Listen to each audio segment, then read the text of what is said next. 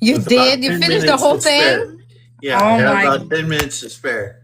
oh my God. I'm so excited. So I I can, have a few questions for you, but first we want to introduce you to everyone that doesn't know who you are and is mhm. not familiar with your work. So the floor is yours. Well, you want to wait till it's 7 and see who else comes in? Sure, we can do that. Just hang out for a few minutes. How was Yeah. your day? Oh man, my husband took off for training to Chicago and I'm on a single parent duty. So, Oh. yeah, and my 8-year-old requires 4 parents, not one. Ah, it's like, Jacob, come on, get inside. Can I have 5 more minutes? Can I have another 5 more minutes? And it's such a good weather outside. It's like 82 degrees and so good. It says it's 77 here. Yeah, it's 80 here, but it's very windy, which is unusual. It's never windy here. Oh, That by the way, feels if you want the continuation and extra chapters, I can send it to you. okay. So, are you familiar with Book Sirens? I think I have an account. I'm not 100% certain. So the second book is on Book Sirens right now. You can, if you have Kindle, you can read it on Kindle or whatever EPUB you have. I have the app. That's about as far as I go.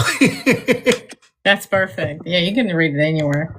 But yeah, it's EPUB, and I have two extra chapters. It's like a prequel to FS. Okay. So you doing a prequel too, or you just are Yeah, there so extra we can chapters? when we start, we can talk, and Okay. I'll tell you exactly what I'm doing. I'm kind of flying by the seat of my pants. I'm trying to get this tripod to cooperate so it doesn't look like I'm off one side trying to be in your lap or something. Slowly going away. Yeah. There we go.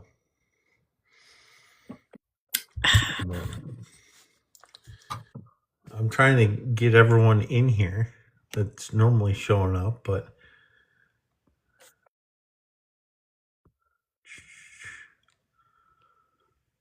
I don't like how it only lets you invite like 10 people at a time or 15. Hmm. Like, but there's more people I want to invite.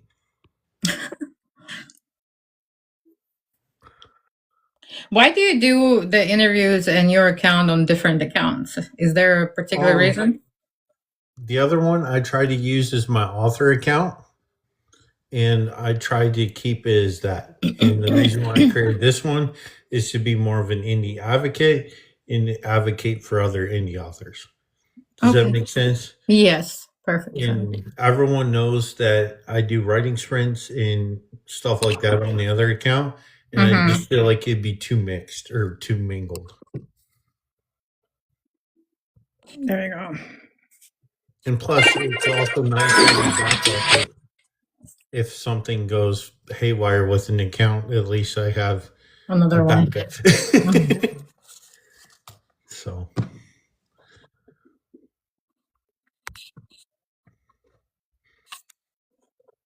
but yeah, I was really busy today with getting stuff done, and I'm like between chores and helping a friend of mine, it's like, where's the time to read? Yeah, So, I didn't write anything today. I was so busy. All of a sudden, my work wants me to work. I'm like, why do you want me to work? damn day jobs. I know, but we have to pay the bills for the books, right? Something like that. There's Addie. Addie is my new developmental editor. And I met her in person last year. Awesome. So she's really cool to hang out with. Let's tap you out to 1,000.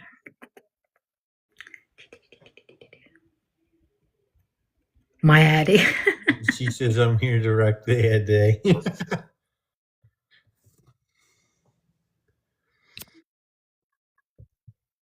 I can hear my child screaming on the second floor from the outside.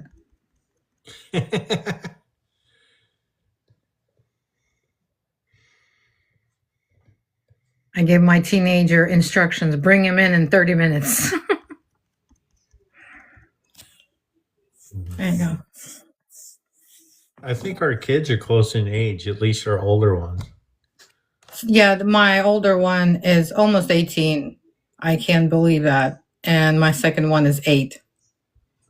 Yeah, my older one is almost 16, and my younger one is going to be 12 this year. So,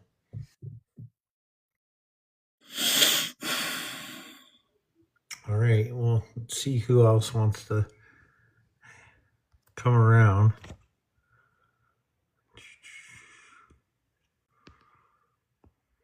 Just trying to invite a few other people so they can pop in, and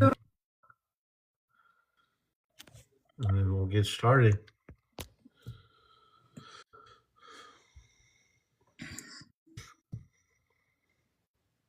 All right, I have 7:00 on mine. Go ahead. All right, so our guest tonight is Layla Kara. You want to introduce yourself and your book a little bit before we get into dissecting this one? Yeah, so I'm Layla Kara, and I live in North Carolina. I am a debut author. I started this first book writing back in 2023, I think. It was an idea from several shows and movies that I really liked, and some of the how the spiritual. I don't know how to say it. I've never been a religious person, but I've always been a spiritual person. So I always questioned everything that people are trying to force down your throat. And my forever question is, what is it not? It's not as it seems. What if it's like this? Or maybe what is it like that? Maybe hell is not bad. Maybe heaven is not good, So kind of that's what born the idea of this trilogy. And Forbidden Sanctuary is the first in trilogy. And I am from a little country called Azerbaijan. I came to United States back in 2007. A young 23-year-old kid with $300 in my pocket and job starting on Monday. And that's where I'm at now. You used to live in Texas before you moved to North Carolina, right? Oh, I lived everywhere. I lived in Houston for about collectively like 12 years, and then 11, maybe 10. And then we moved to Utah, and then to Indiana, back to Utah, back to Texas, and now North Carolina. And hopefully next year we're going back to Texas, and that's it. I'm done. Yeah, my day job is I worked many years in consultancy, so I had to go where the job was. So I basically packed up my whole family, all my dogs, and take off. And that's how I landed in North Carolina. Hold on, and can you hold on 1 second? Yep. All right, so welcome in, everyone just came in. We're talking to Layla about her book, Forbidden Sanctuary.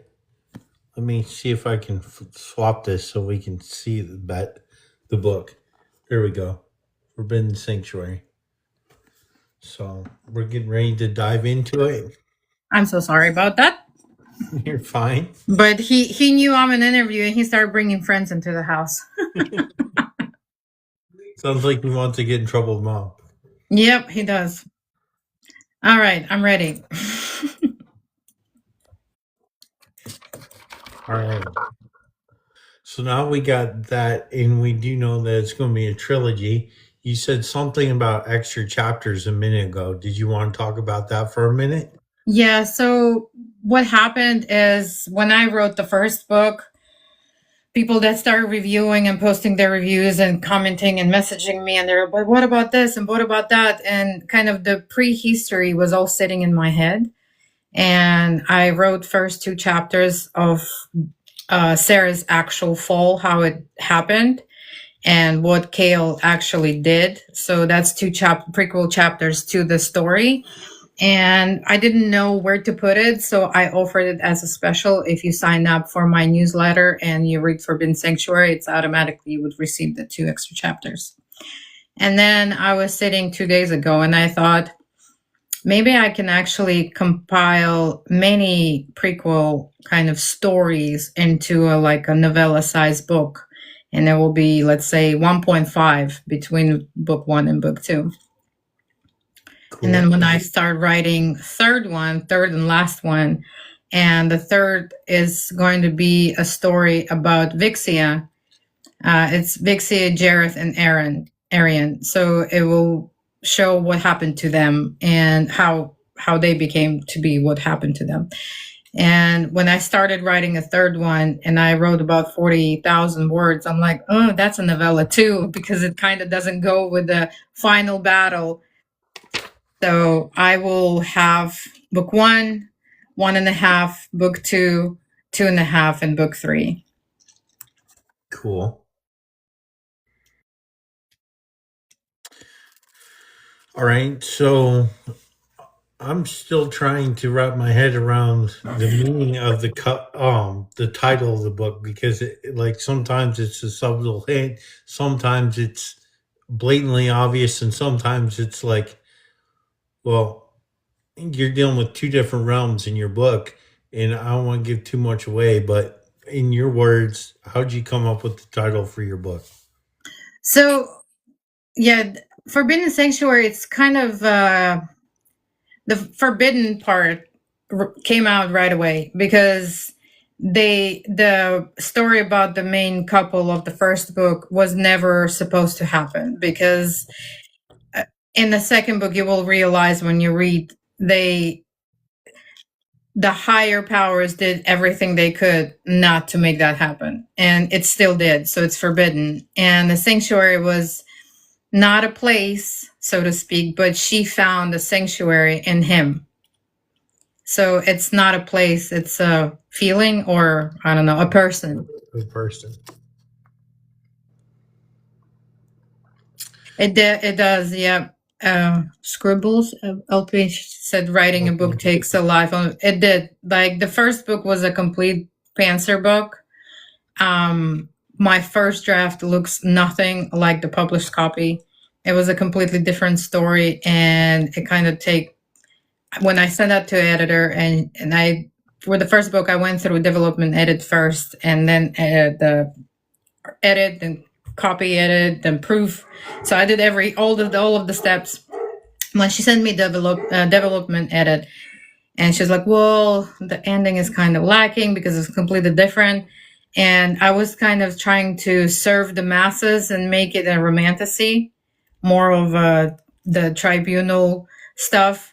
And then I was like, you know what? That's not me. I don't write whatever people please to see, you know? So I was like, I scratched basically 40% of my book and started over. Okay.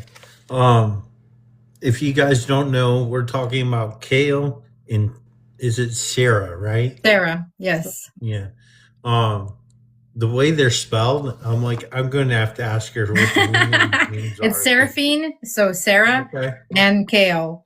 And if you notice, all of the angels have El at the end. Michael, Remiel, and Kale, except Arian and Jareth, and there's a reason behind it.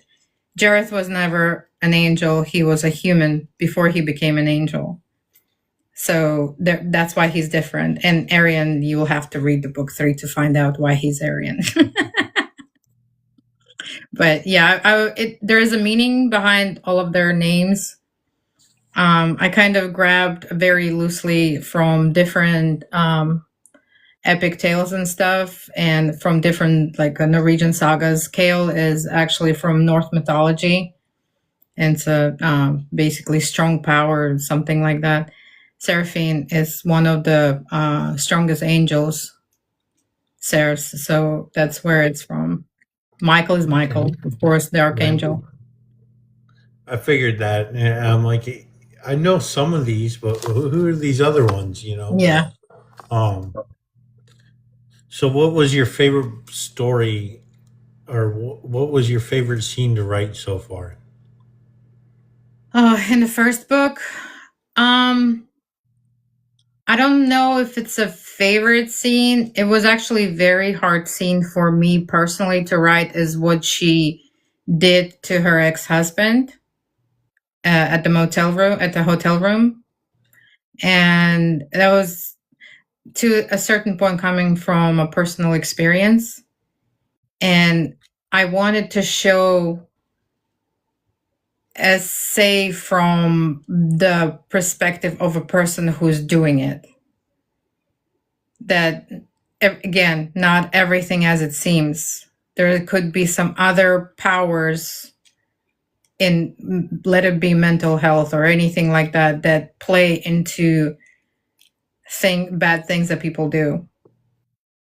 Okay. So that was not favored, but it was the hardest one. But I really liked how I portrayed it.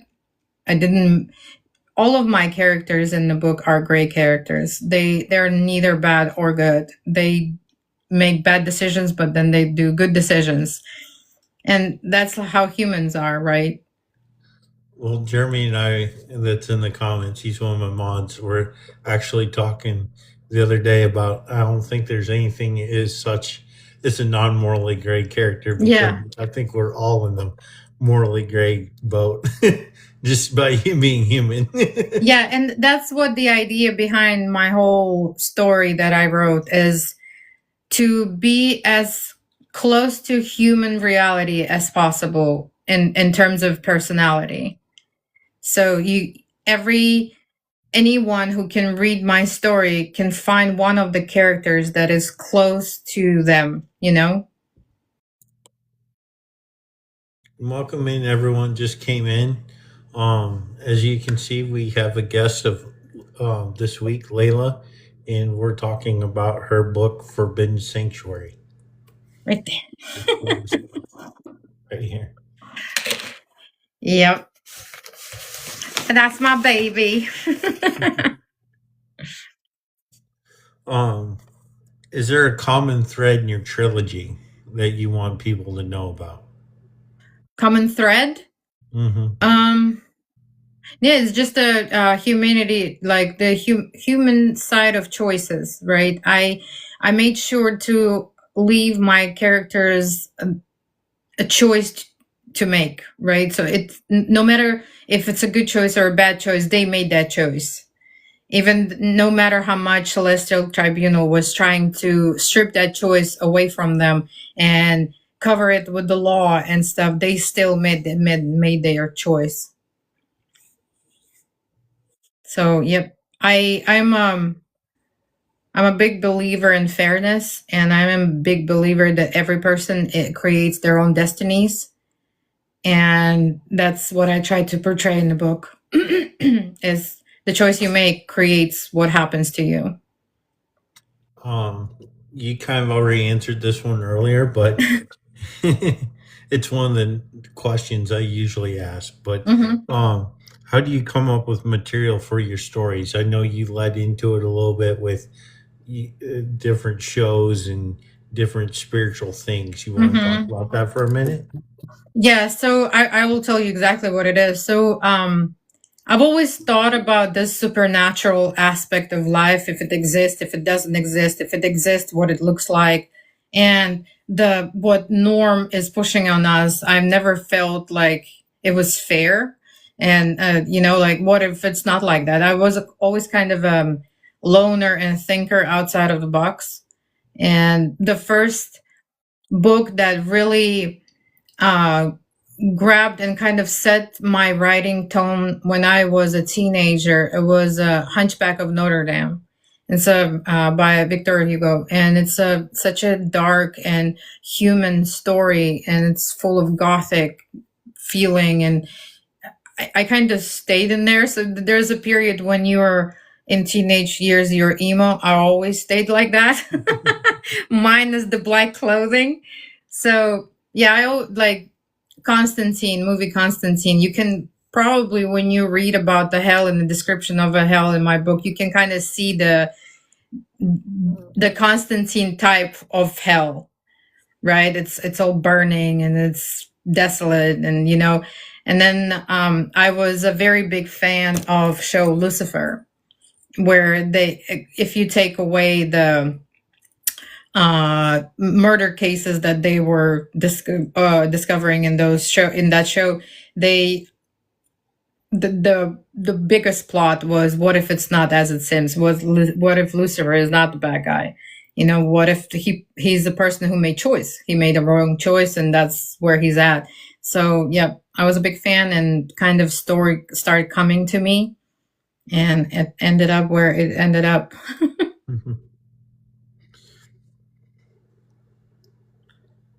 What's one thing that you want to get out of your books? Like, do you want to have a cult following? Do you want to have get famous? What's your goal for your series? I want to get famous. No. I want, see, when I read a lot, and I always seem to not stick to the books that everybody else likes. And the whole idea of me publishing my work was to find the people that are like-minded, that can read the story and they're like, yes, that's exactly what we wanted to read, And yeah, I just wanted to find friends, basically, the people that will understand. And I have a good solid, maybe I'd say 50 people that sticking, and they can't wait for a new installment, and they comment on my disc channels and stuff like that. And it's very exciting to see that I'm not alone, because most of my life I thought I am, because I thought my brain is strange. Apparently not. Or we're all strange. My psychiatrist has a theory about that. He's like, I think you're all messed up in the head just because you can write books. And he's like, the rest of us don't have that creative outlet. Yeah, I've always been like I wrote I used to be a poet, and I started my first little poem I wrote when I was 6, when I learned how to write. And it just kind of went from there. The backing behind it is, I was such a child that always hid her feelings, and I used to do diaries, but then my mom, we love our little, aw, Jane. And so my mom, she found my diaries, and there were probably not the nicest entries in there, and I got yelled at. So I learned how to hide my feelings behind the rhyme. So even if she found my notebooks, she would not understand what the hell I'm talking about. Only I understood what I'm talking about. So, and a lot of people who read Forbidden Sanctuary, they messaged me telling me that they can feel that I used to rhyme.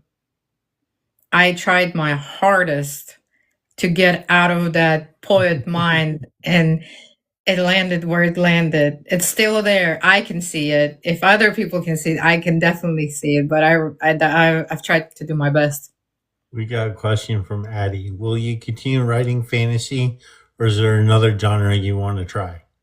No, my brain is in fantasy. I can't, even though Forbidden Sanctuary, it's an urban fantasy, and I try to keep it to the real world as much as possible.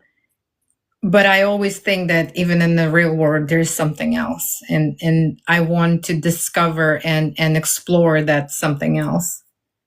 Well, speaking of that, because some of the creatures you used, I was first introduced them to like Elder Scrolls and some of the other fantasy games that are out there.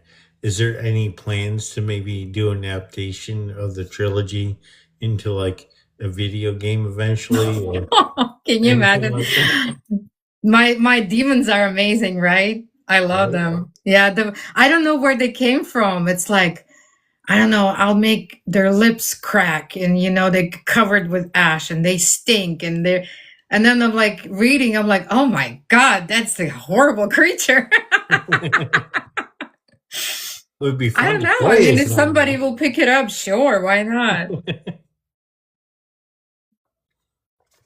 Welcome in, everyone. Just came in. I know a bunch of new people just influx. So, um,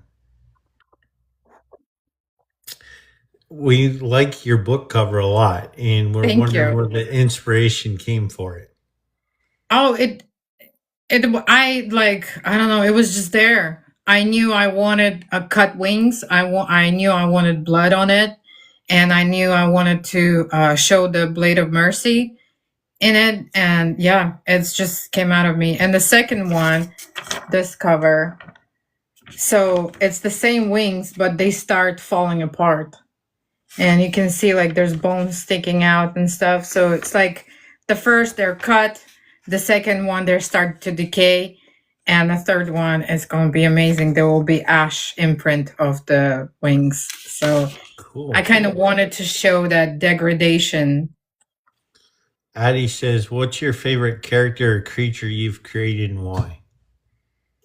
Oh God, I think my out of this trilogy, my favorite character is Cassia. She's a lot like me, and I too have a sister, and she's an older sister. I'm a younger sister, but in our how we grew up, I always felt like I was older, and I was trying to protect my sister and be the bigger person, be the more suspicious one. So I really, Cassie is very close to my heart. And the second book is, as people get people are yelling at me when they finish the second book. It's really dark. It's really dark. So I know you have a day job, but does a day of writing look like when you get a chance to just sit down and write? Um, So when I do have a chance to sit and write, it's probably like after 4 o'clock when my day job is over. I can do like between the meetings during the day, here and there, a couple of sentences and stuff, maybe a paragraph. But then when my husband comes from home, I deliver him the child. I was like, okay, for 3 hours, don't touch me. And 3 hours, I'm just going ham on my keyboard. And then next day I come and read what I wrote, and I'm like, no. Go again. Try again. So it's basically like 3 hours every day and more of that during the weekend. That's impressive that you got that commitment and discipline in working out. I don't, man. I'm ADHD. I don't have a commitment or discipline. It's just sometimes I can wake up at 2 o'clock in the morning because it's struck an idea in my head, and or I saw it in my dream that I need to change something, and I have my handy dandy notebook by my bedside. I wake up, turn on the light, write down so I don't forget, and then go back to sleep. Yeah, it's I'm a little cuckoo like that. I used to carry a notepad and a pen with me everywhere, but now I have this thing called a phone, and I just take notes on it. It's I don't know. It has something to do with actual writing. Mhm. Like when I actually record with my hand, I envision more as I write it instead of just typing out or typing out on my phone. It's like, oh, and then this. Oh, and then this.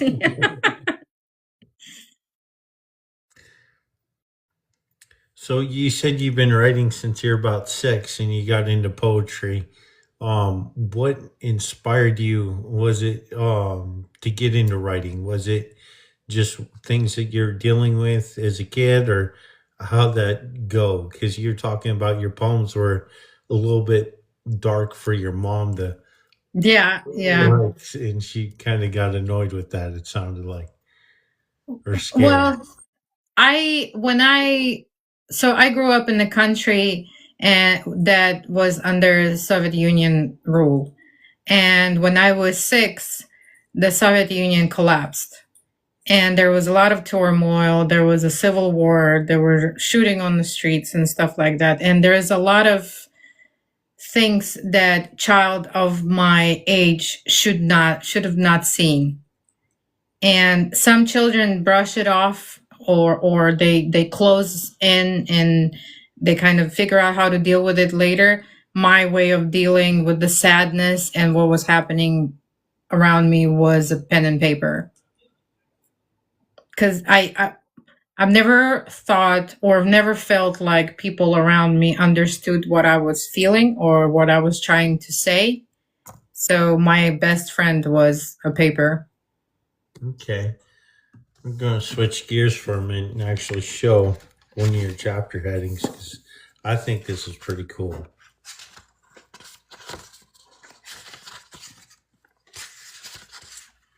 Oh, your Celestial Tribunal. Did you create this or was that drafted? 'Cause Yes. that looks pretty awesome. Because I wanted to people to imagine what was how the hierarchy was or is. Thank you. And then you have your chapter art on every one of them, like your prologue here. Just leave it at that. Did you create that as well, or? So Was that a I friend of found yours, or- this amazing artist on Fiverr, and her name is Sherry Foxley, and she's from UK.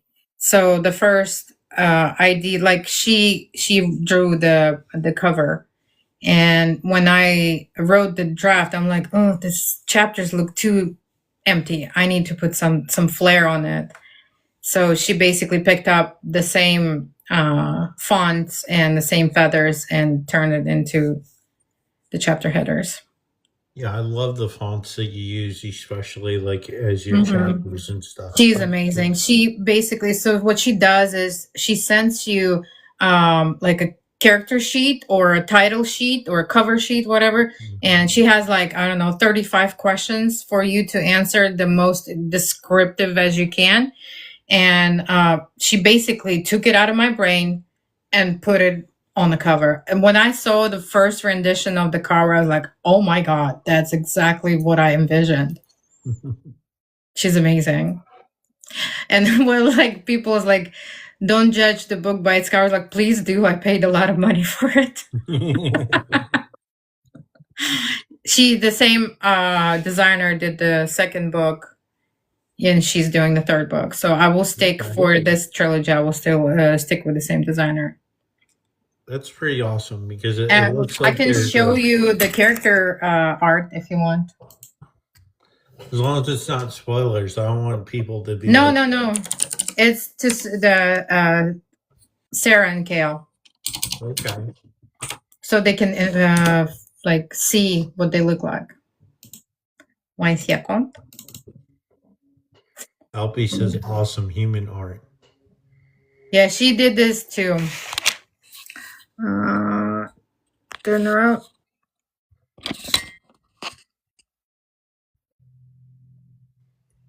That's them. Cool. Yeah, so this is Sarah in her demon form, and that's Kale when he let his wings out.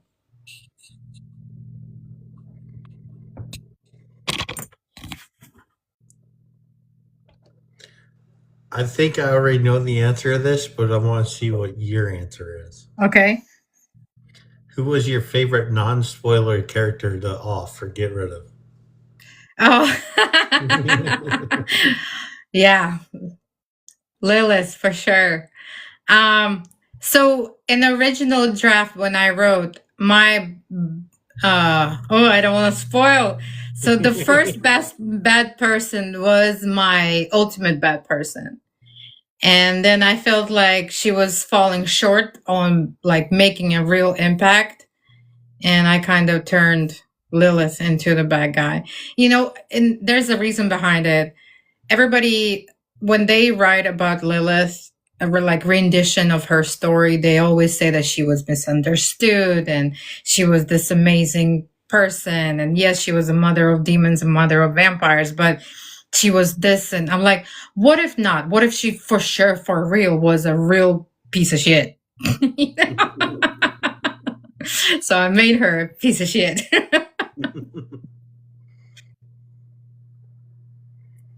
What's one thing that's unique to your world that's different from your Oh, perspective? the Celestial Tribunal, right? I haven't seen that setup of heaven and hell yet in everything that I read so far. So for the ones who doesn't know, I don't have angels and demons just fighting against each other. I have a celestial tribunal. So there's two representatives from hell, from heaven, and from limbo. And basically they do the law across all the realms. So there is a mortal realm, there's heaven, hell, limbo, and there's also Fey realm that closed themselves out. And as you go through the trilogy, you can find out why they closed themselves out and how Vixia ended up in hell. So yeah, the structure was my favorite part. Cool. Um, we talked about your character names already. In 5 words or less, how would you describe Forbidden Sanctuary? Oi, 5 words or less. Rip your heart out. And a hollow mercy will be rip your heart out and stomp on it. And you know what? I had this review saying that, well, it didn't kind of end it on a cliffhanger. I'm like, what do you mean it didn't end up on a cliffhanger? The dude is not there. Not at least physically.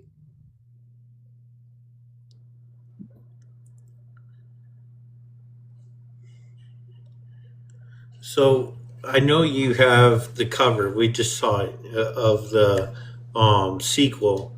But do you have a launch date in mind for the sequel yet? Yes, it's gonna come out on Halloween. So October 31st, it's gonna come out. Are you doing a special edition for it, or are you just launching it, or I straight edge reading?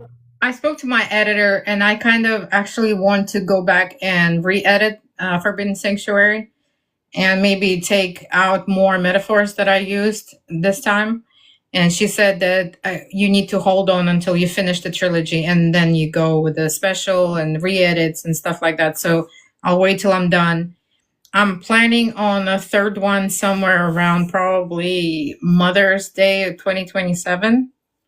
So I want to kind of spit them out. So because I'm a debut author, the shorter amount of time I space between the books, more people will remember about me. So that's why I'm kind of pushing myself to do that. It's not fun. So this is one of my favorite questions I have. Okay. What's one of your favorite bits of feedback so far? Oh, feedback. I mean, out of all the reviews, my favorite feedback is when people really saw where it came from. Like, for example, one of the people on Goodreads, they reviewed that they said that I can see show Lucifer behind the idea. I'm like, oh my God, they actually saw it? Like, it's such a big praise for me that people really read the words and they really envisioned what I was trying to put in. Right. So that's my favorite feedback, one of the favorite feedbacks. And when people write me back, not just posting reviews online, is just amazing. Even though it's maybe not a good feedback or whatever that is, I'll take it. I had this girl, I met her through one of the big book talk influencers, and we became friends. She's from Netherlands. And while she was reading an arc, it wasn't even published yet, she was bombarding me with, hey, I think you need to change this. This is too much. I think you need to change this. I don't understand what you're trying to say. Like, where he's putting stuff, where he's taking stuff out, what is she doing? I don't understand. I'm like, okay, fair. So I actually did go into the arc and I did re-edit and changed it up. So when people have any kind of response, I'll take it. because it's ultimately, yes, it's my story, but I am not protective of it. I want the people that really they go out of their way to send me a message and telling me what they don't like or what they do like. I want to please them. Not the rest, but I want to please those people that really take the time out of their day, you know? Um, this may be funny because I didn't really get into seeing too many meals other than because one's an angel, one's a demon. Really talked about, but what would be in their refrigerator or their equivalent? Oh, God. For Sarah, what would be in her refrigerator? Hmm. She's this calm and cool and collective. She tries to look like calm and cool and collective. So I would think like her house would be clean, but when you open her fridge, there will be like 2 weeks old takeouts. You know? Growing stuff like a petri dish. Yes, yes, yes. But that's how her fridge would look. And for Kale, in his fridge, I think everything will be organized. There will be pre-workout in there. There will be the meal preps probably, because he was this collective, even though he's chaos, but he wanted to show him as a collective as a cool and collective person, but he also lived it until things happen and he said, okay, fuck it all.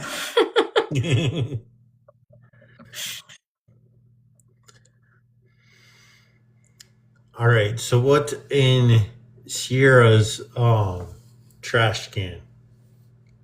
Oh God. And her trash can? Probably notes from the tribunal, because she doesn't give a fuck. What's your antagonist's ultimate nightmare? Who is my antagonist? The first one or the second or the ultimate one? The ultimate one. The ultimate one for Lilith? Oh, what's her nightmare? People laughing and being happy? Probably, and to figure out how to make those people's lives as more miserable as possible.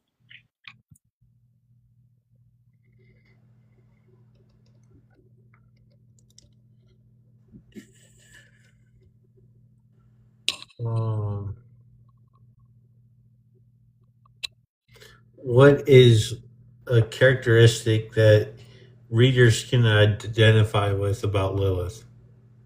What was characteristic? What? That we can identify with about her, like, what's a characteristic that we can identify with her about? Determination and believing in her self-righteousness. Yeah, that's her basic characteristics, I would think. Okay.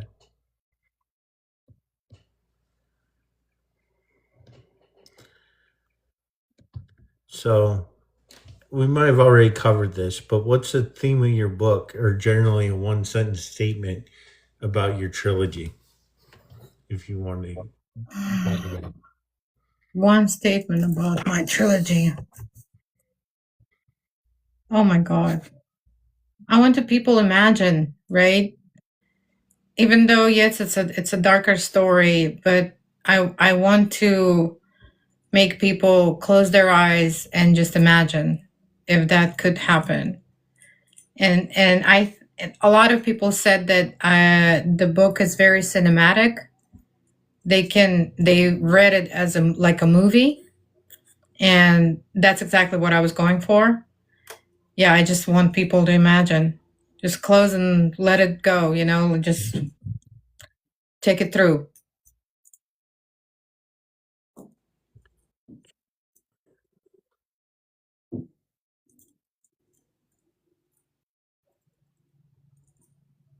What's the hook in your opening scene? And what? The hook in your opening scene that you're trying to convey, Well, the hook was the first sentence, right? right? How they fell from the sky. You mind if I Yes, read it? sure.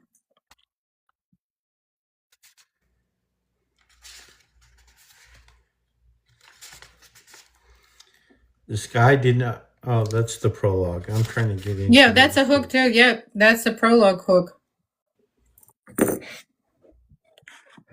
The sky did not weep. It roared and split apart by holy fury as two angels fell from grace, cast out like broken relics from a world that no longer claimed them. Mm-hmm. And you know how many people, when they read that first sentence, they're like, "Okay, where's the book?" I'm like, Right? "Yes, I did it. I grabbed them." But then you go through the prologue, and it kind of it. If I would be a new reader, I was like, "Oh, so it's going to be happening in 1800s." Right. And then you turn the first page like, oh no, we're in now time. Yeah, it says present time. I like that. Mm-hmm. And here's chapter 1 for y'all that haven't seen it yet. My baby. I love the font that they used and everything. Thank you. I wanted to, even though it's an urban fantasy, I wanted to look like a fantasy book. So like it's pleasant, it's pleasant to read. You know, that's why the spacings is so much more than in the regular fonts. I got a note. We talked about your character art already, or chapter art Mm-hmm. rather, in your book cover created by the same person. Who formatted your book? Was that someone else, or you did that? Do you mind sharing how you did that? Because I think it's really easy to read with how you got everything with the margins and spacing and everything. Oh, it's a custom layout I came up with on Word. It was a trial, man. I have before I came out with what it looks like. 1, 2, 3, 4, 5, 6, 7, 8 prints before Wow. it became what it is right now. Okay. Yeah, so I would push one through, wait for Rainforest to send me that, and look, nope, I don't like it. Yeah, it took Oh, 8 tries. It took about 9 months for me to ended up where we ended up. wow. I think Yeah, I it's did. worth it because it's definitely one of the. I'd say definitely one of my favorite reads so far this year. So, Oh, David, you killing me, Smalls. Thank you. What was your favorite part? Like, um, what grabbed your attention? well, I don't want to give too much away, but Isn't there's only you and me, or not? Almost you and me. when we everyone scared us away or something, I guess. But, but I want to know, like, what was your reaction? Like, when Sierra and Kale finally get together, like it's going to happen, or you think it's going to happen, but they finally like submit to each other and just get it over with. I think that's probably one of my favorite parts. So, did you like the plot? mm-hmm. Hello? Yeah. Yeah. Sorry, my computer took a nap on me. I'm like, no, I want to read the next question, damn it. I tried to like the first, I would say 13 chapters. It's a world building, it's a description, it's a lot of what it looks like, what it feels like. And then after 13 is just, let's go. From the time where she gets her ex-husband in the hotel is just, okay, we're off.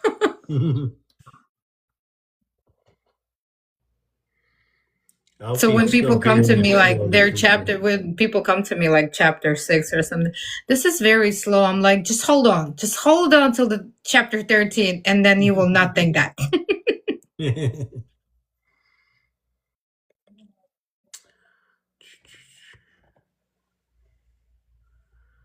If you could ask your secondary character, which I think was Cassie or Cassia, Cassian.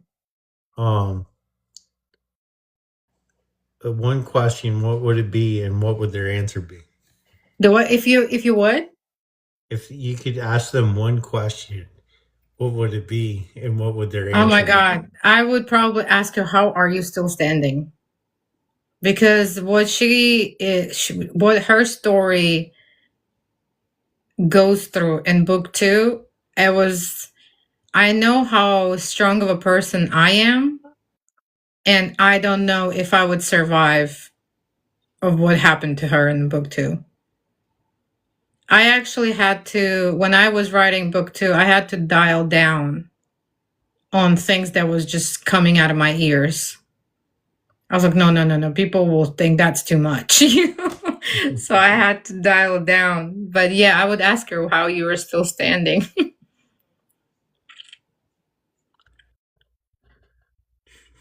If there's one thing that you could, um, if there's one thing about your book you wish your readers knew before reading, what would it be? Do you want them to like have a grasp of like spiritual realms or? um, um, I don't think so. I would prefer people that want to read my book are somebody who like to read fantasy. Not everyone is into urban fantasy, but I don't know if you notice that only the beginning is urban, right? Mhm. When they get to hell, it turns like a standard dark fantasy. It's Yeah. very little interaction with the actual mortal world. So yeah, I think that people that never read fantasy before, it would be boring for them. Or people that don't have this wild imagination like me, they probably would be bored. I wouldn't say they're bored. Or they would think like, what the hell this woman came from?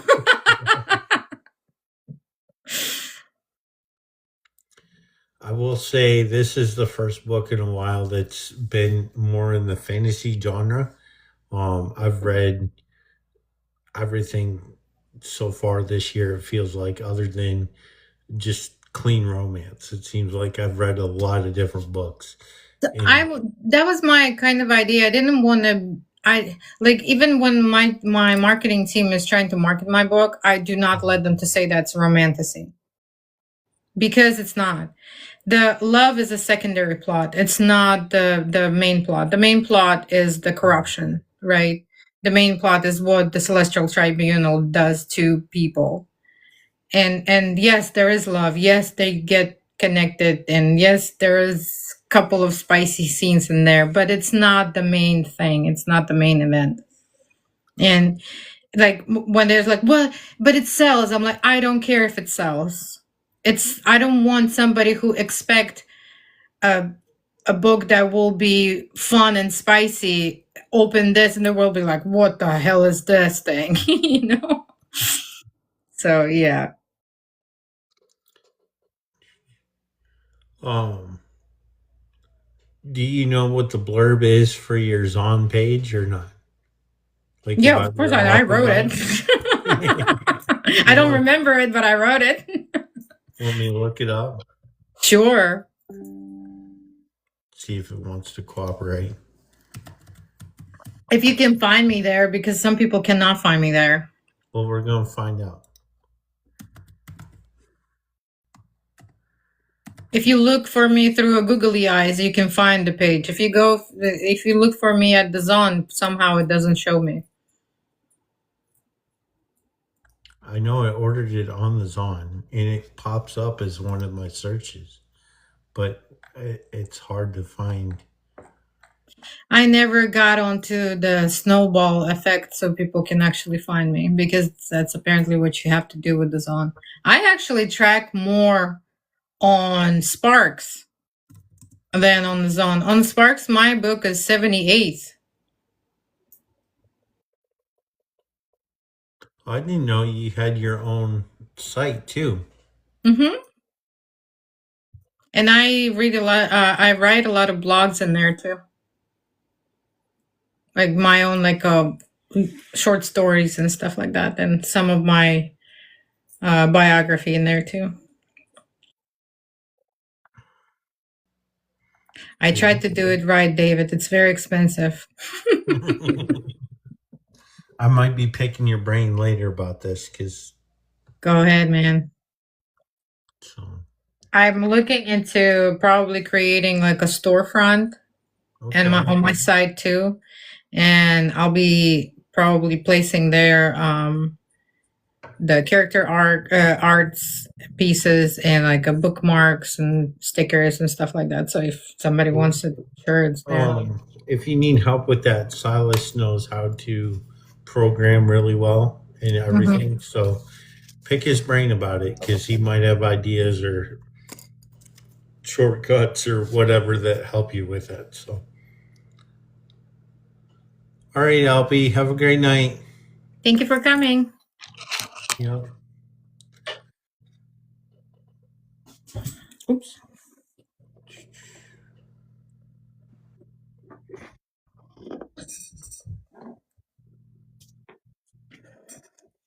I don't know. I felt like you wouldn't like it because it's not very like a man driven story. Why would you? I don't know. I guess I could see where, but one of my main characters coming out like in my book soon is written from Belle's perspective. Okay. So she's an FMC dealing with stuff during the Civil War. Okay. And she has to deal with stuff with like the Underground Railroad.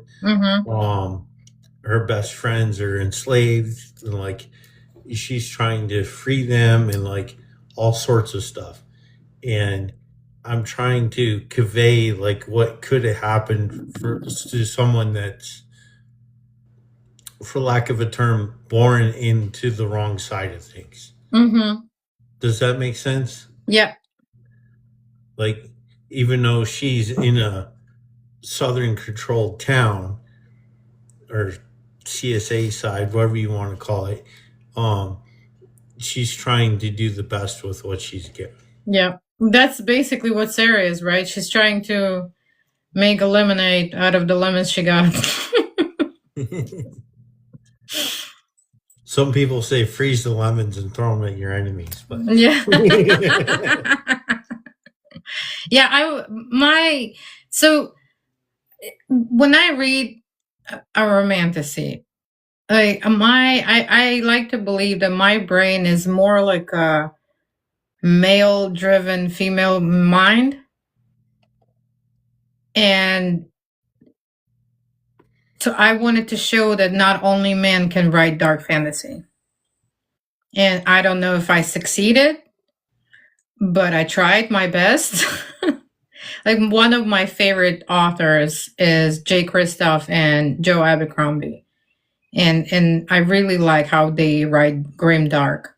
I didn't want to go the grim dark side, but I wanted to be like darker than what the usual female author would write about. All right, let's change gears for a minute because I keep hearing this term come up and I don't have a clue what it means. Maybe it's because I don't read enough fantasy or whatnot. What? But I don't know. What is grimdark? Because I keep Grimdark? Yeah. So it's like it's a grimdark fantasy genre. It's more blood and more fighting, and it's like showing the actual gore, not just writing about it. So you can actually see it, like you can read it, not just think that it happened. What's his name? Gwyn. What's his first name? He writes grim dark too. Like it's so dark, like people really actually dying and not coming back. You know, when in most of fantasy, he's dead, but maybe he's not. Maybe he will come back to later chapters. You know, well, grimdark, they die and they stay dead. Okay, I'd ask because I have a project that I haven't really spoke to too many people about, but it's like a portal fantasy. They're on this island. It's a group of Vikings, and at the beginning, there's several long ships that they're on, and everything, and they go to this island, and then they come through this rogue wave, like a portal to this other world, and before they know it, they get attacked by this huge creature at the beginning of when they come through this world, and there's 13 warriors left. And like 13's always been a lucky number in my family. I was born on the 13th. My sister was born on the 13th, and my brother didn't make it. Was born on the 17th. So we say 13's a good number. 17's not the good number. So, but yeah, I just wanted to ask about that because I don't know. I'd like to flesh out the details. My handwritten draft If you want to is start about on Grim Dark, and it's a standalone, it's not series, and I just read it last month, and it's amazing. This book, Between Two Fires, okay.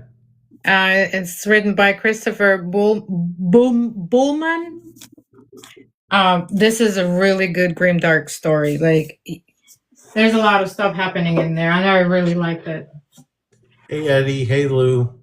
We're about wrapping up tonight, but I just wanted to pick uh, Layla's brain and talk about her book a little bit. Hey JC, um, and we know what's coming out. We know roughly the timetables, I can and tell you, I wrote a comedy.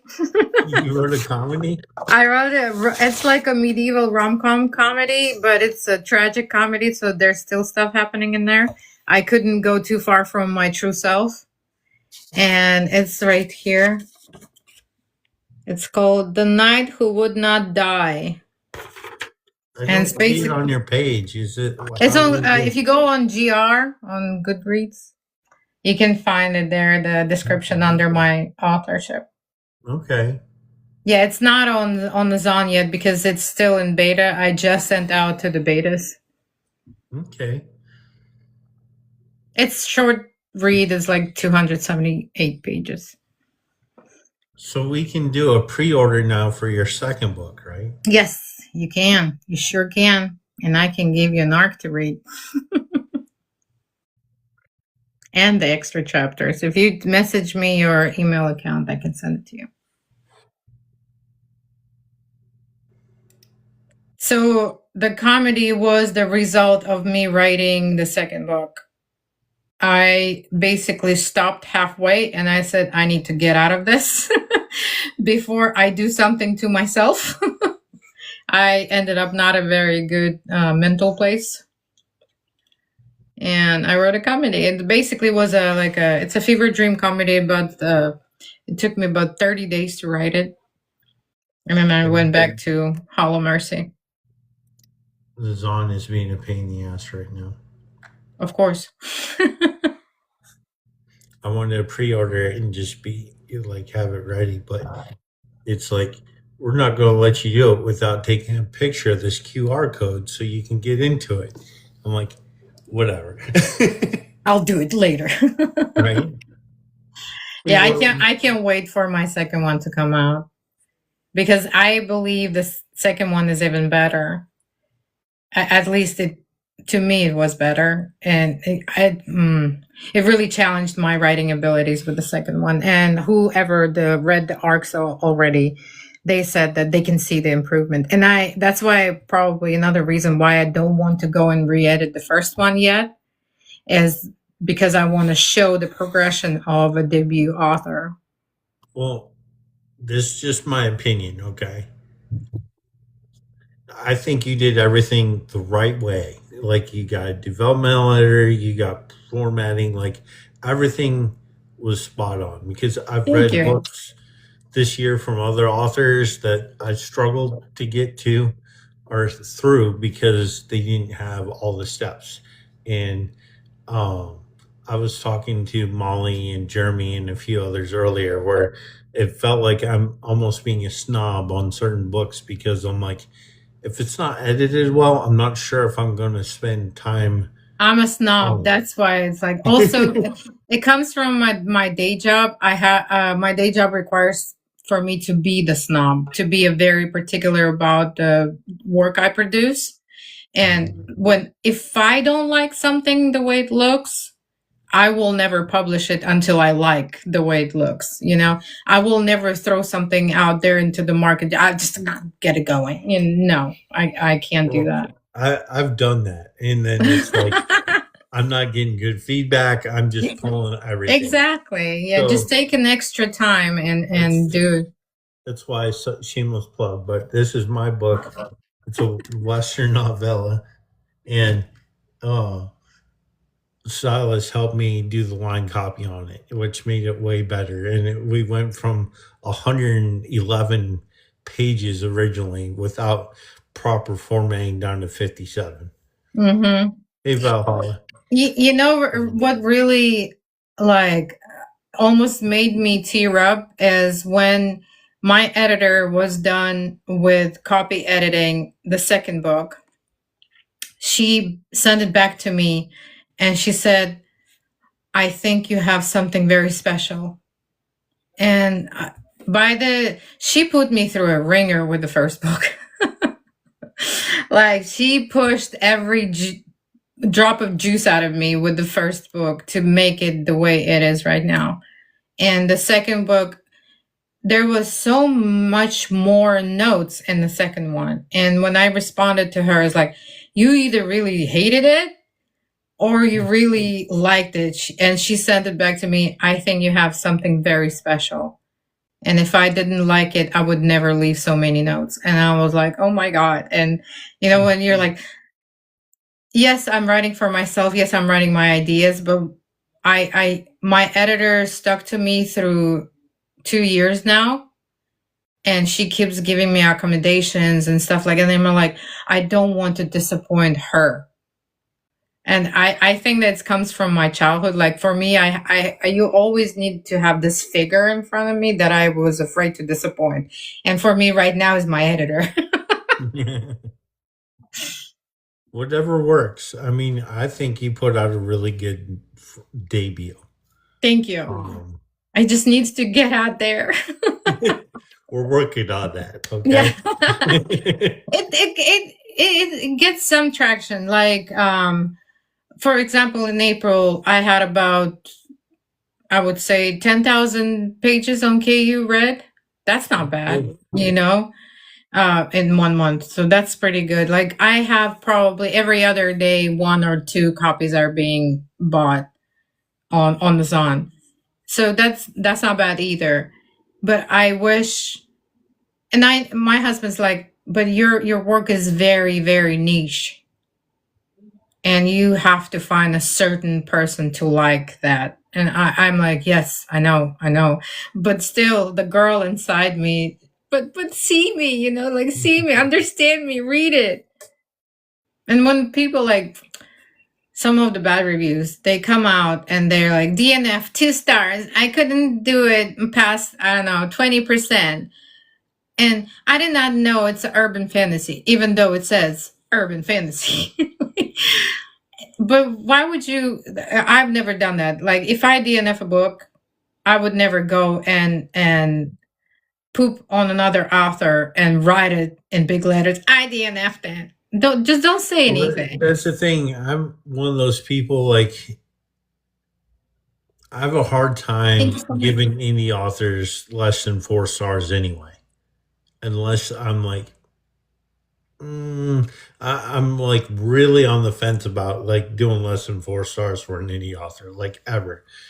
And if there's things that I think they can improve on, I'll say it. But going forward, I think I'm going to be more, I don't want to say nitpicky or snobbish, but at the same time, I'm like, if you don't have a dev editor, you don't have a copy editor, stuff like that, then who did the work to make your book the best that it can be? Because you have to always have that second brain, second set of eyes to look at your work, because to you it maybe looks amazing, to somebody else it will be piece of shit, right? And that's what I'm dealing with. Is I'm not sure if I ever showed you this, but this was published back in 2021. And I had no idea how to format. Give it to me. And I didn't even know how to change the picture here. So it's lined up vertically. I didn't do anything with my covers. Like everything that is on my cover, my designer did that. But everything inside the book, I did that. I just want to show you how much different things are now versus that. Yeah, understood. Yep. So, well, But hey, thank for you have hanging to out. go on the Zon and you have to go on Goodreads and put your review. I'm working on it. I hadn't finished everything today that I was planning on, but thanks for hanging out with me and let me Thank you pick so your much brain for for an calling me. hour. Yeah, that was And I amazing. appreciate you being easy to get a hold of. Sometimes it's like, I got to remind people Hey. like 3 or 4 times, and it's hard. I'm a daughter of a military guy, and if you tell me to be there at 7, I'll be there at 6:55. But just for me not to forget completely that I have to show up somewhere, because I'm also a mom of 2. Right? Mom brain's a real thing. I hear Yeah, from yeah, my yeah, sister yeah. all the time.